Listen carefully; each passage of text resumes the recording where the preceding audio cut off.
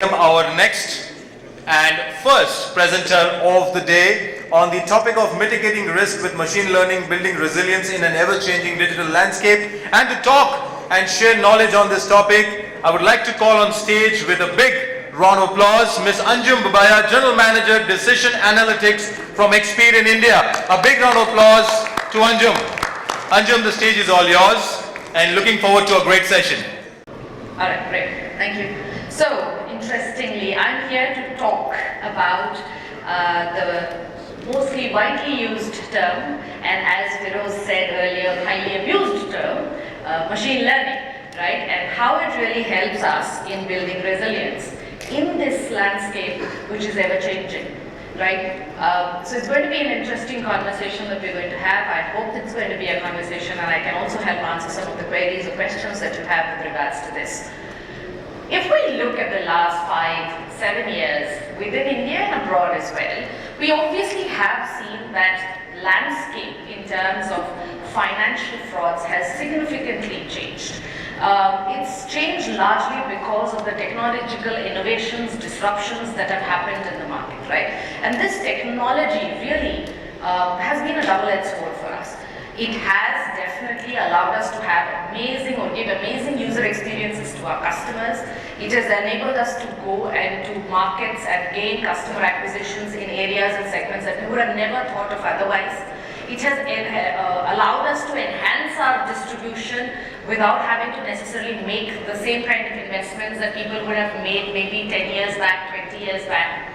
But at the same time, it has also led to a complete increase in the kind of frauds that we are seeing today, in the types of frauds that we are seeing today, as well as the evolving nature of frauds that we are seeing today.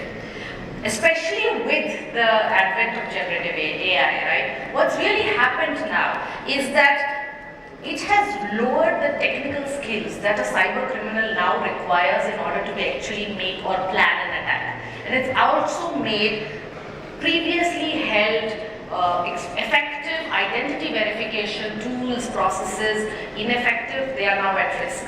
So effectively in this scenario, what do we do? What do we do in order to be able to actually prevent fraud?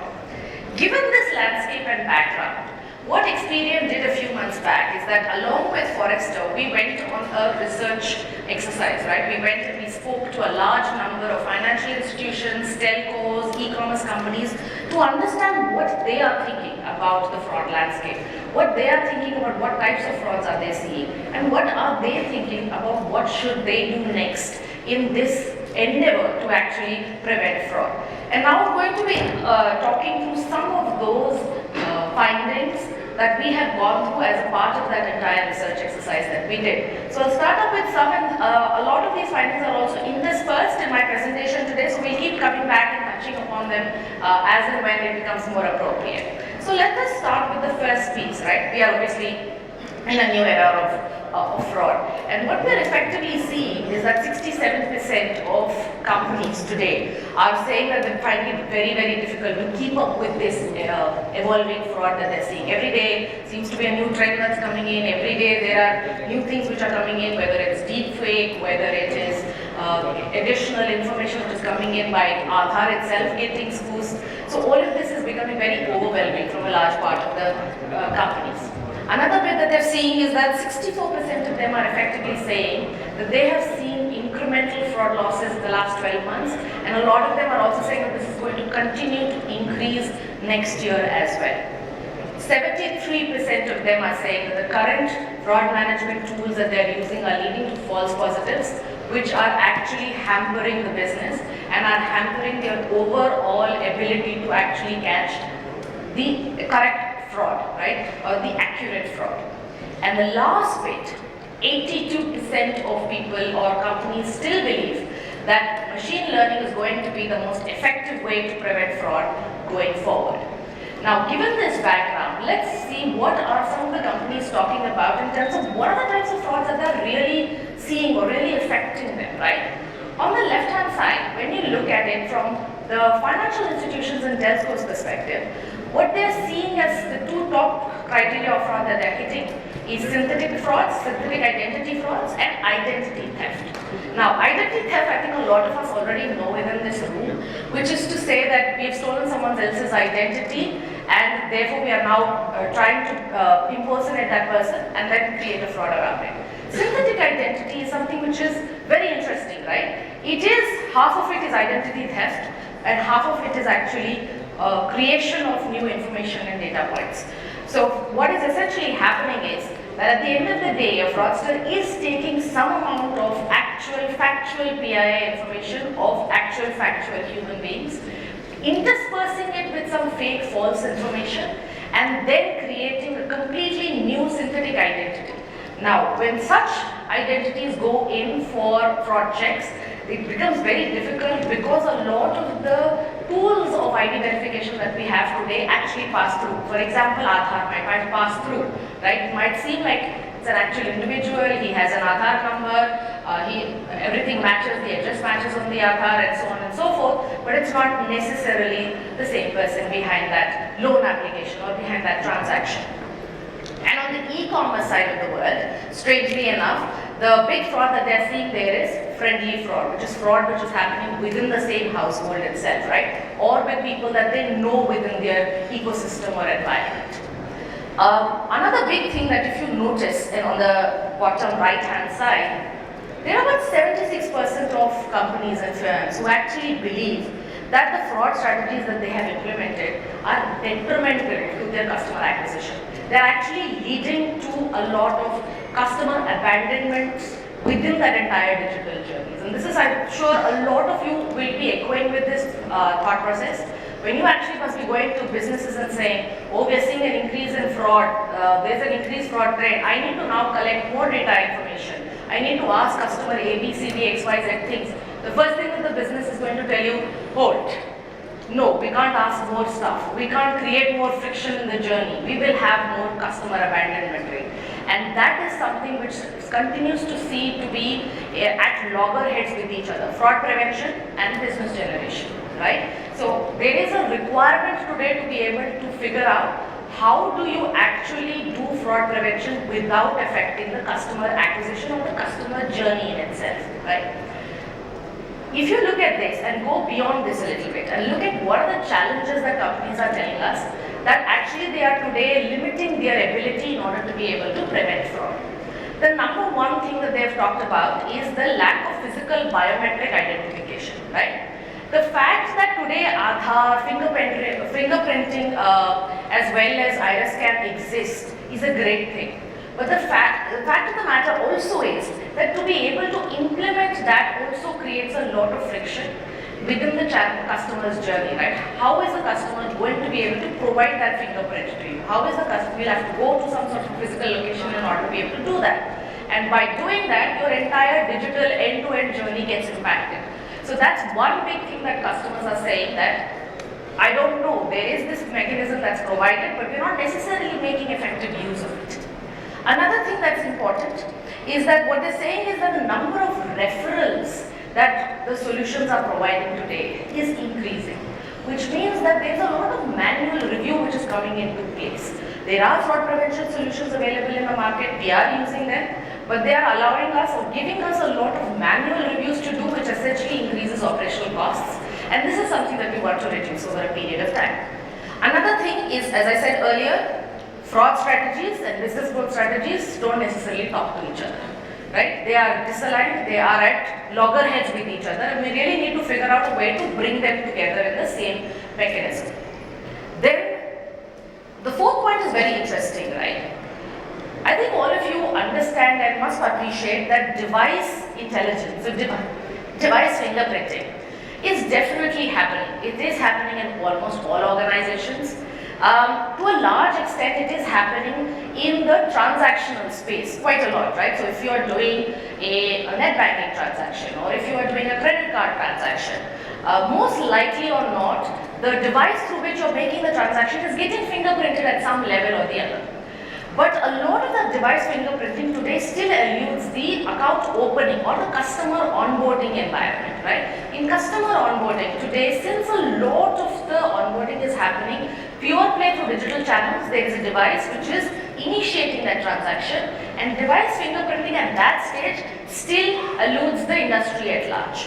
And the last point obviously is that, we can see on this board itself, right, the number of sponsor partners on fraud vendors are so many. You have another 10 times the number that is there outside as well.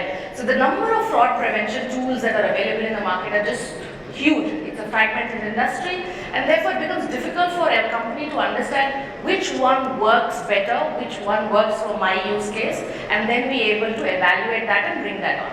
So then these are the 5 key metrics that companies are really worrying about and see as big challenges. And when they see as challenges, what do the companies really want in order to be able to prevent fraud, right? Very simple. They want frictionless journeys for their customers.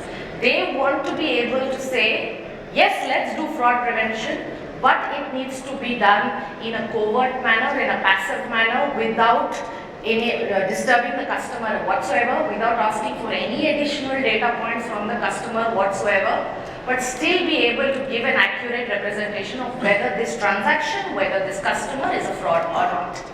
Second thing, obviously, they want to ensure that false positives come down.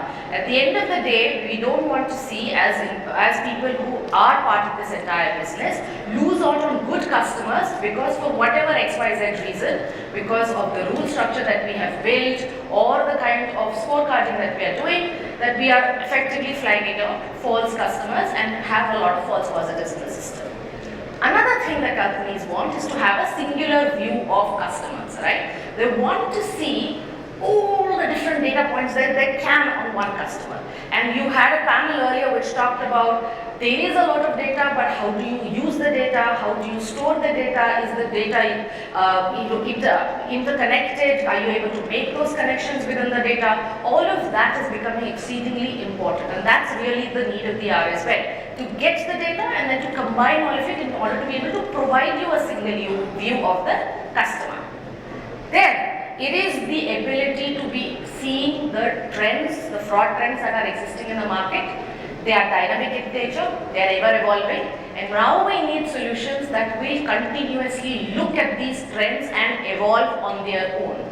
The time frame or the thought process that, okay, we have enough time to see a trend, look at it, analyze it, figure it out, and then try and put checks and balances in place to prevent it is long gone. By the time we do that, the fraudsters are on to a new trend, right?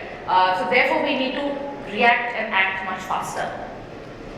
And the last thing, it's very important, data consortiums, right? This is something which is very key. Again, someone in the earlier panel alluded to it, right? Singularly within organizations, the data that you have and the frauds that you would have within that organization are not going to be significantly large in order for any individual organization to say that these are specific fraud trends that you're seeing. And that's where consortiums across the industry really make sense. And this is again something that customers are telling us, that we need more and more data consortiums where data can really be shared across a number of different companies. So now this is a slide that I showed earlier. So given these challenges that customers are facing, what should you as companies really look for, really seek help towards, right?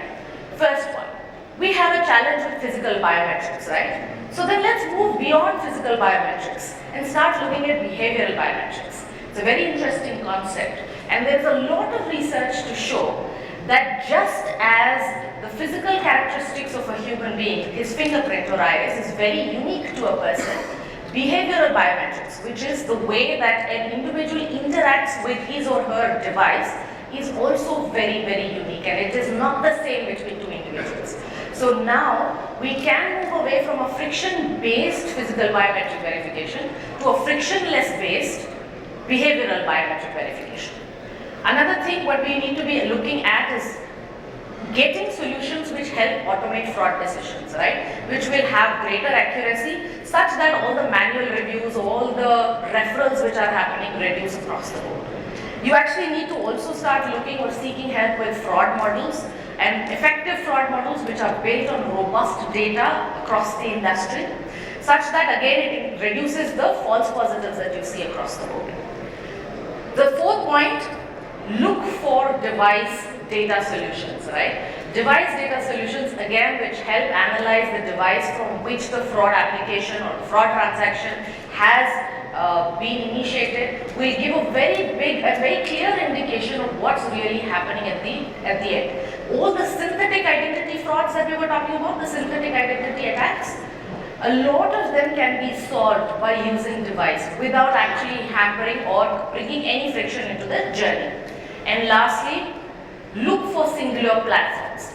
Look for platforms that are able to bring a lot of the data into play, are able to understand and create insights and information based off that data such that you can consume. So you're no longer looking for a singular vendor across the board, but you're looking at a platform which will at the end of the day, based on your use case, figure out what type of technology and what type of software is needed to address the use case of fraud that you are seeing, right? So if this is our entire landscape, let me now start off with talking a little bit more about some of the aspects which I feel will help address this, right? First, let's start off with device profiling. Now, as I said earlier, almost all transactions, almost all applications today are initiated through a digital device. It may or may not end digitally, it may go through a physical route, but it's definitely initiated from a digital device, right? Which makes it important to understand that the device itself can throw a lot of information about the person behind that application, the person behind the transaction. And that is going to be effectively as important as dealing with fraud as any other data sets that you would be getting today in the real environment, right? So what are the information points? For example, this is just indicative. A device data and device intelligence can throw a lot more information out there that you could really work with.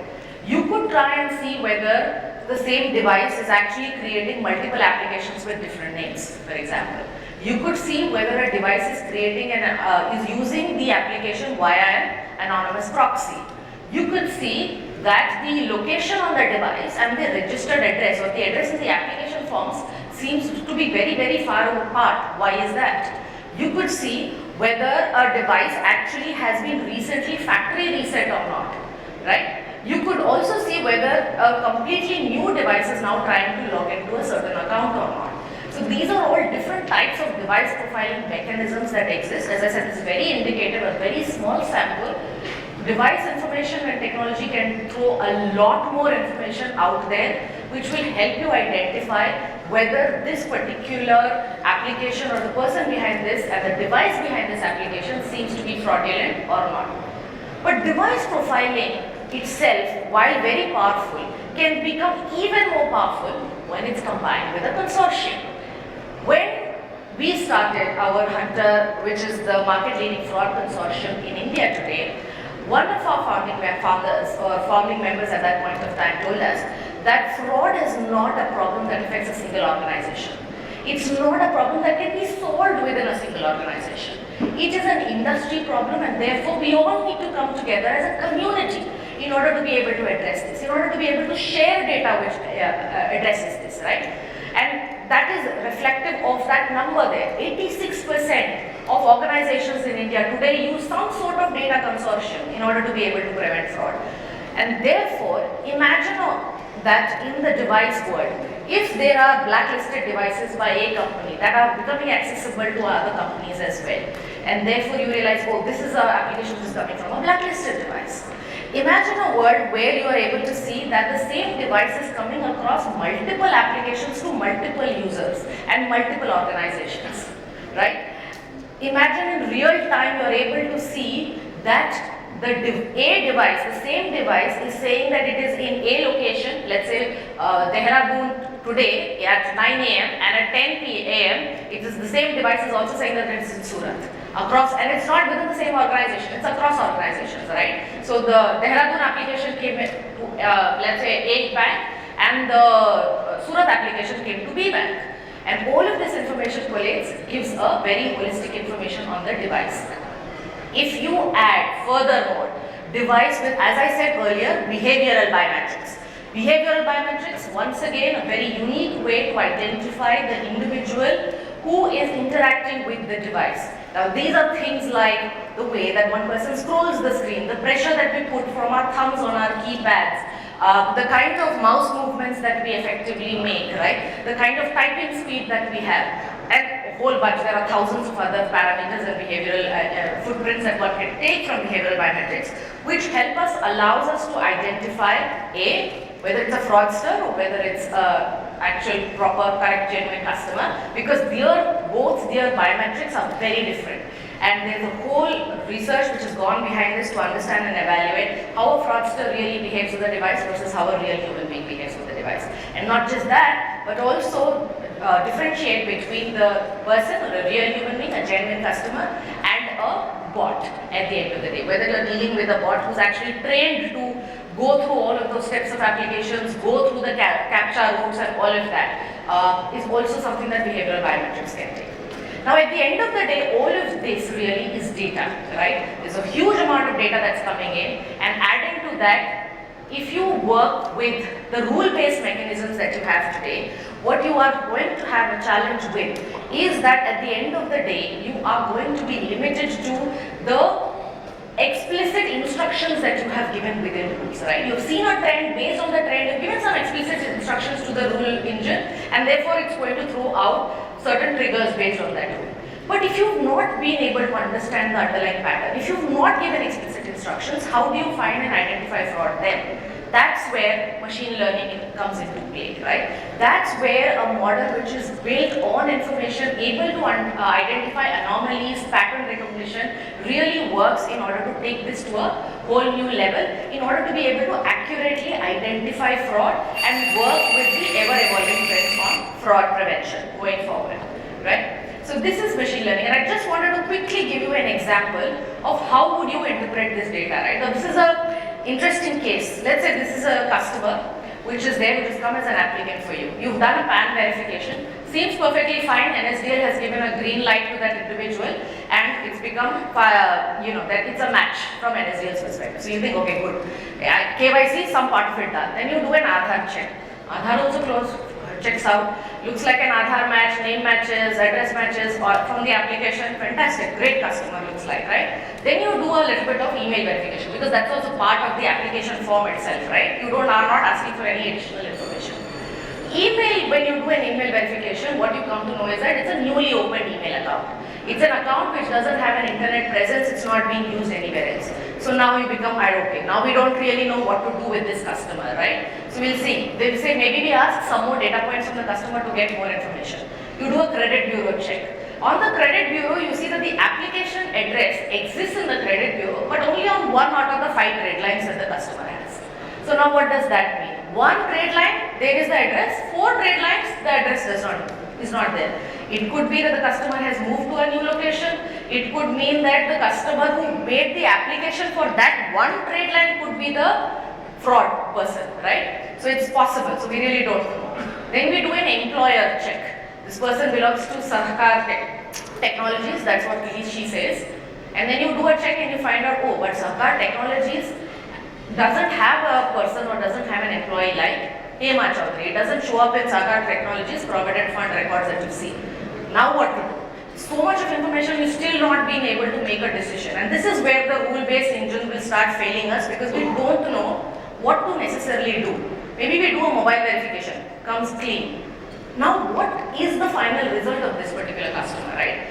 That is when you add it with device and with behavioral biometrics and finally get all of this information into machine learning models, you will be able to necessarily say an underlying patterns within this information and data, which will help you take a final decision. It could be that 𝐂𝐗𝐻 technologies and the data within 𝐂𝐗𝐻 technologies are seen in other application frauds that are happening, which you may not have seen earlier, right? It could be that the combination of device and email not being there could lead to frauds as a pattern in the future.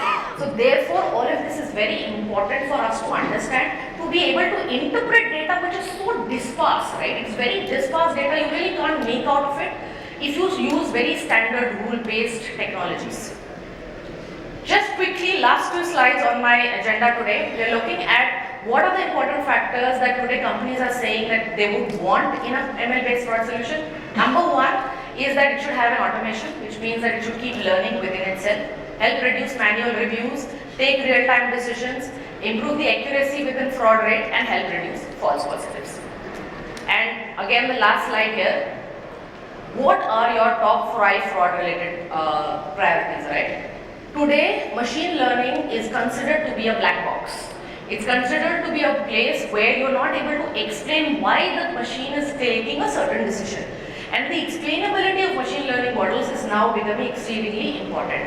And that is what is happening today. There are lots of tools available where we are able to make machine learning models more explainable, such that it benefits both the customer as well as the company in itself, right? We also want to reduce the number of platforms that they use across the board, such that they are working with a single platform, maybe many data sets, right? The platform that uses many data sets, but a single platform that is able to collate, consolidate, and make sense of all of this data is becoming the key and the need of the hour. Another point is, as someone also said in the previous panel, we work in silos. We have an ML team working separately, we have a fraud team working separately, we have a digital team which is working separately on KYC, and so on and so forth, right? Now we effectively need to start working together. So we need to bring all of these solutions together such that they start talking to each other. And effectively, at the end of the day, reduce manual reviews, reduce the cost that it takes for doing manual reviews, right? Last 3 points. These are the 3 takeaways. There's a lot of fraud that's happening. It will continue to happen. We need to be up the game, right? We need to up our game. We need to up our game, and the way that we can do it, device fingerprinting and behavioral biometrics really helps us connect and reduce fraud without actually creating friction in the customer journey. And last, use this data through ML models such that we are able to take more accurate decisions, more fast decisions, and reduce the false positives that we have across the board. So that was my time, but thank you everyone. Thanks for being patient and hearing me out. A big round of applause, ladies and gentlemen, to Ms. Anjum Babaiah, General Manager from Decision Analytics from Experian India, for that wonderful session on mitigating the risk with machine learning, building resilience in an ever-changing digital experience and landscape. Anjum, I would request you to kindly take the center stage. And I would like to call on stage Ms. 𝐁𝐮𝐢𝐴𝐚, Head of Fraud Control Unit from Aditya Birla Finance Limited, to kindly do the honors. Ajay, thank you so much. Please come on stage.